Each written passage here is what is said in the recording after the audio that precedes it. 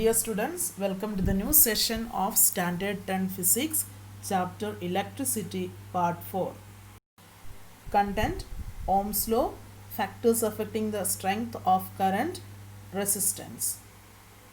Okay, dear students, let's discuss Ohm's Law. It's a very important law in physics, so you should study the same very clearly.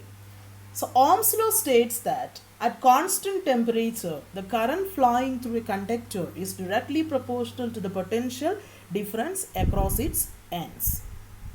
Once again, at constant temperature, the current flowing through a conductor is directly proportional to the potential difference across its ends. So here just consider this the green thing as a conductor, and this what we call I means current is flowing through the conductor, and we are always measuring the potential difference across its ends, and R is called the resistance offered by the conductor while the current is passing through it.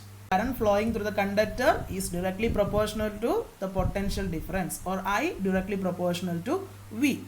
Here we just want to remove this proportionality sign. For that you are just using a constant called resistance. It is represented by the letter R. Therefore, the relation becomes V is equal to IR. It is the equation V is equal to IR, where V is called potential difference and I is electric current and R is called the resistance. It's a very, very important equation. You should remember the same in your mind. Okay, so the same equation can be written as I is equal to V by R, or R is equal to V by I.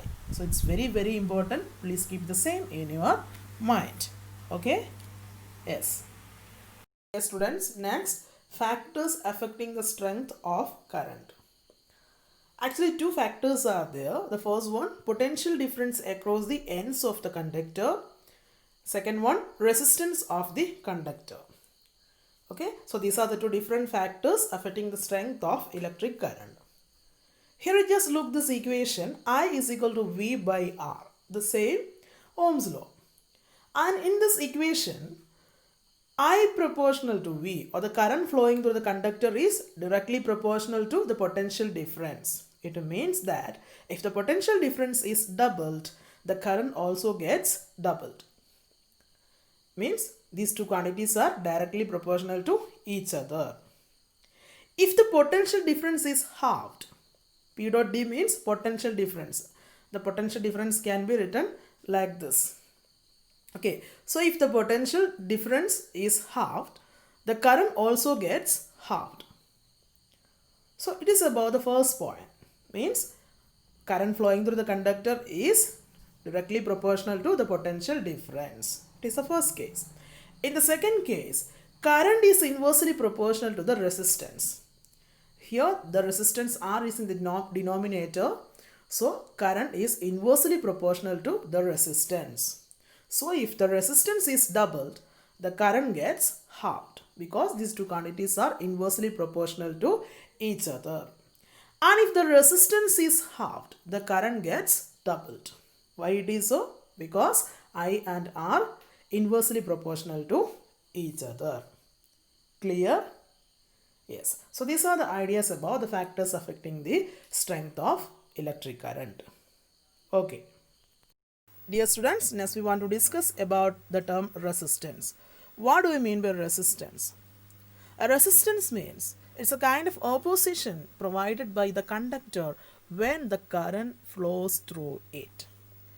So that term is called resistance. So it can be written as R is equal to V by I, the same Ohm's law. The SI unit of resistance is called ohm, denoted by the symbol ohm. Then what is the definition of 1 ohm? In very simple way, we can write it as 1 ohm is equal to 1 volt by 1 ampere. In sentence we can say 1 ohm is the resistance of a conductor such that when a potential difference of 1 volt is applied to its ends, a current of 1 ampere flows through it. Okay, so simply we can write it as 1 ohm is equal to 1 volt by 1 ampere. So these are some basic ideas about the term resistance. In the coming days, we will discuss more about resistance. Okay. Yes. Dear students, all the points that we discussed today is very important in the chapter electricity.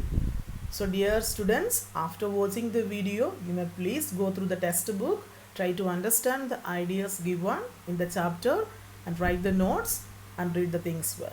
Thank you for watching video.